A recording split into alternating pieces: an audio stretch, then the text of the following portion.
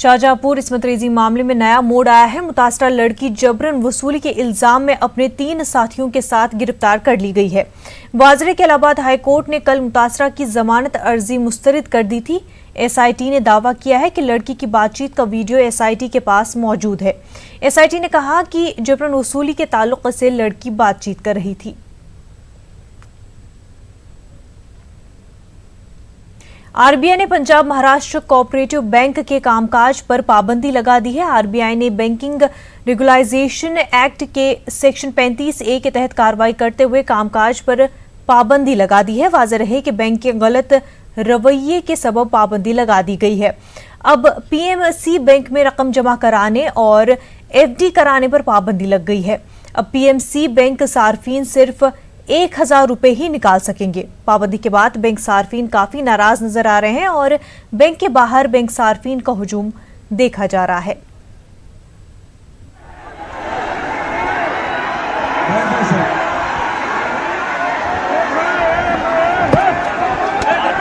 झारखंड रियासत के मजलिस मुस्लिमीन के सदर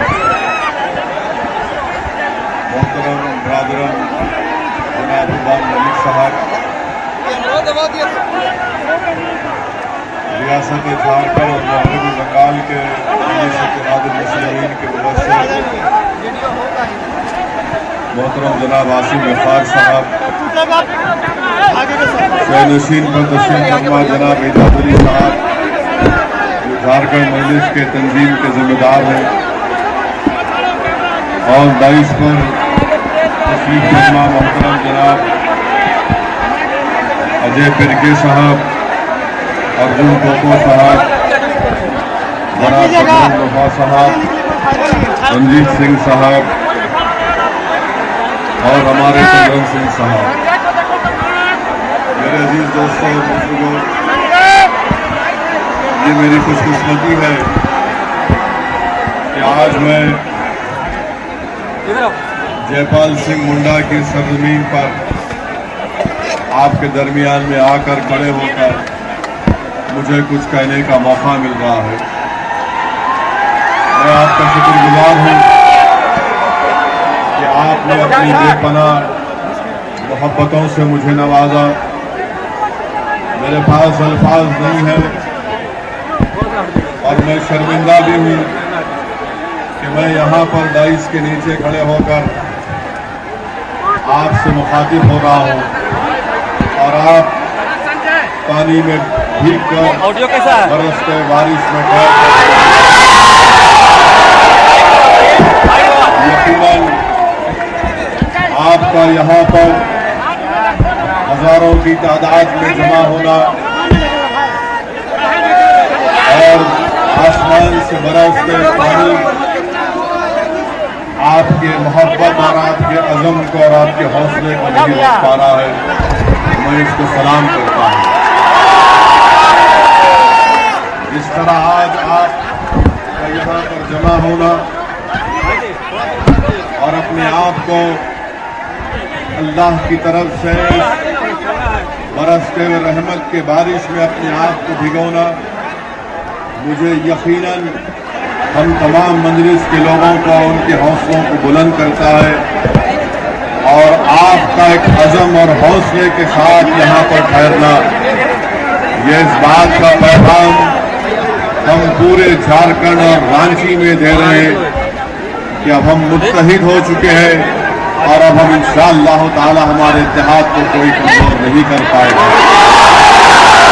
मेरे दोस्तों और बुजुर्गों, मेरे गयूर नौजवान साथियों, मैं आपको सिर्फ यही पैगाम देने आया हूँ कि जिस तरह आज बरसते बारिश में आप खड़े होकर हमारी बात को और अपनी मोहब्बत में सबूत दे रहे हैं, इसी तरह आज हमारे मुल्क में हमारे सरों पर काले बादल मंडरा रहे हैं और हमारे दुश्मन ये समझ रहे हैं कि काले बादल जो हमारे सर पर मंडरा रहे हैं उससे हम कमजोर पड़ जाएंगे, उससे हमारे हौसले पस्त हो जाएंगे।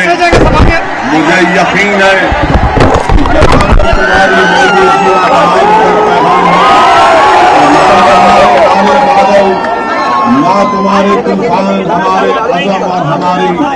आगे बढ़ने को रोक सकते हैं। मैं फिर से आपको सलाम करता हूं, आपको मुबारकबाद देता हूं। मेरे अजीज दोस्तों और बुजुर्गों, मैंने आपसे कहा था ये मेरी खुशकिस्मती है कि अल्लाह ने मुझे जयपाल सिंह मुंडा की सरजमीन को बिठाया। मेरे भाई, आप जानते हैं कि जयपाल सिंह मुंडा कौन थे। वो एक बहादुर और एक बेपनाह कैरेक्टर रखने वाले एक लीडर थे। जब हिंदुस्तान आजाद हुआ और आजाद हिंदुस्तान में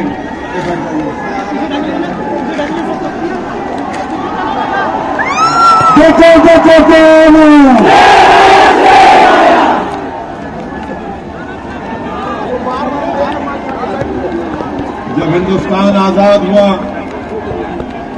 और जब हम अपना संविधान बना रहे थे, उस संविधान को बनाते वक्त जयपाल सिंह मुंडा साहब आगे बढ़े, इलेक्शन को जीता और जब संविधान सभा में हो गए तो आलाजाद के लोग उन पर तंज कर रहे थे उनके लिबास को देखकर। तो जयपाल सिंह मुंडा ने उनके इस तंज को अपने करीब आने नहीं दिया। और मेरे अजीज दोस्तों और बुजुर्गों, आज आजाद हिंदुस्तान में हमने जयपाल सिंह मुंडा की इस कुर्बानी को बुला दिया।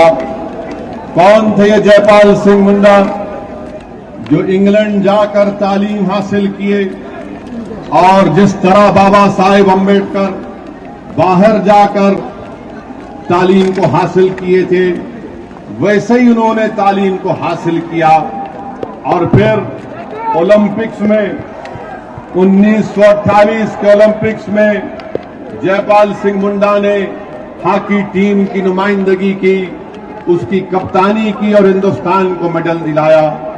और यही वो जयपाल सिंह मुंडा है जिसकी वजह से आज झारखंड में और पूरे हिंदुस्तान में आदिवासियों को आरक्षण मिला।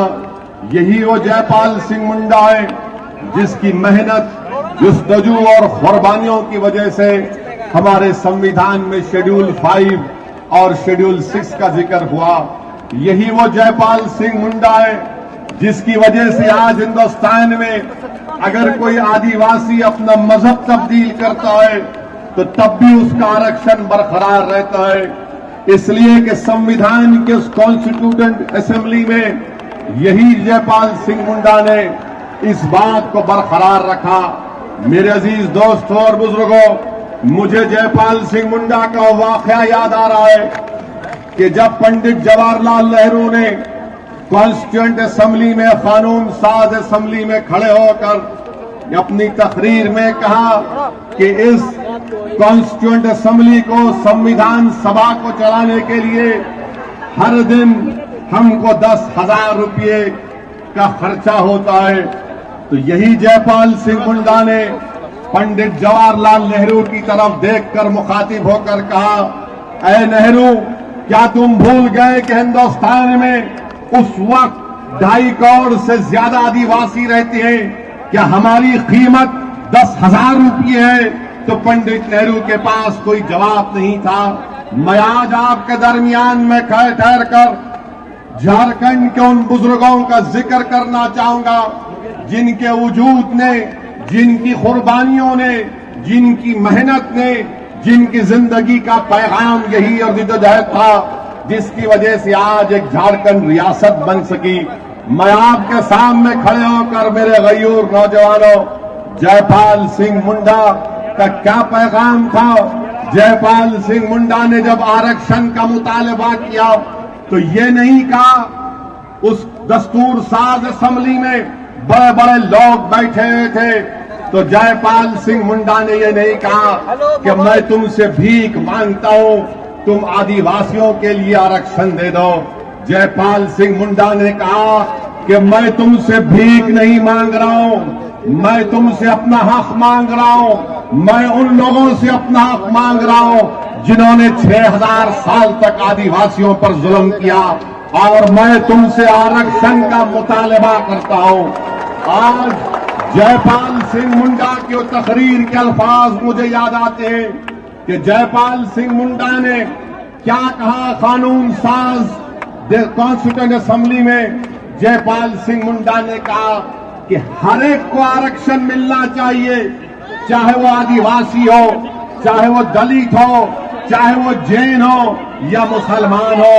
ये पैगाम जयपाल सिंह मुंडा हिंदुस्तान के 17 करोड़ मुसलमानों को दे रहा है, झारखंड के गयूर मुसलमानों को पैगाम दे रहा है, झारखंड की सरजमीन पर बसने वाले हमारे गयूर आदिवासी भाइयों और बहनों को दे रहा है, ईसाइयों को दे रहा है जो हिंदुस्तान के सेकुलरिज्म को मानते हैं।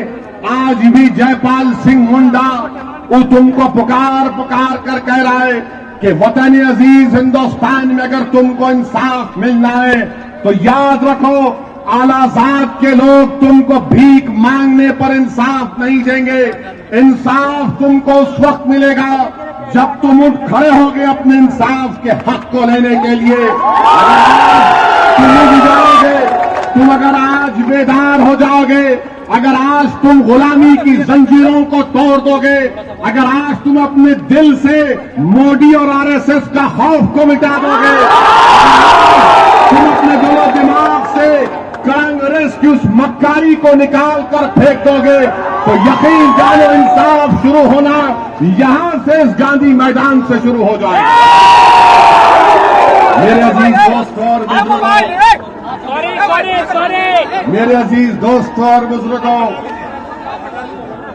यहीं पर इसी सरजमीन पर जहां पर मुझे आने का मौका मिला, मैं कैसे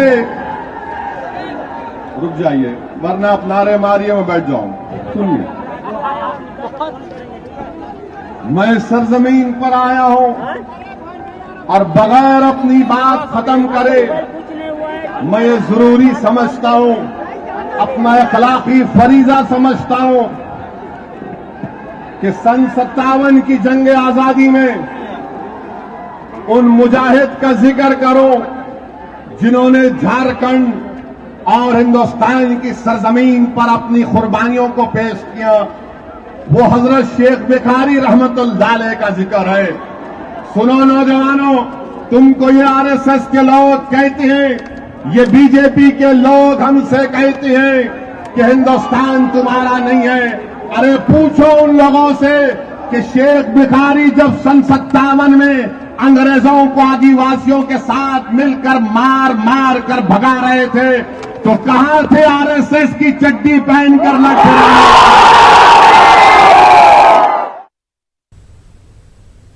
झारखंड के रांची में असुद्दीन ओवैसी अवामी जलसे से खिताब कर रहे हैं। बारिश होने के बावजूद भी काफ़ी तादाद में लोग वहां पर मौजूद है ओवैसी को सुनने के लिए। एक छोटा सा ब्रेक लेंगे, जल्द होंगे हाजिर।